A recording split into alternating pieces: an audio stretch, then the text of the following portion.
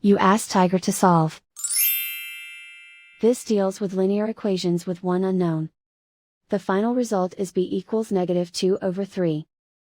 Let's solve it step by step. Simplify the expression. Group like terms.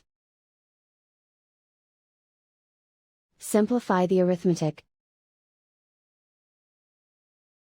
Group all constants on the right side of the equation. Add 6 to both sides.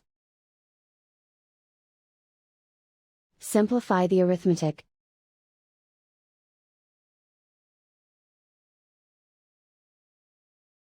Isolate the b. Divide both sides by -9. Cancel out the negatives. Simplify the fraction. Move the negative sign from the denominator to the numerator. Find the greatest common factor of the numerator and denominator. Factor out and cancel the greatest common factor. And so the final result is b equals -2/3.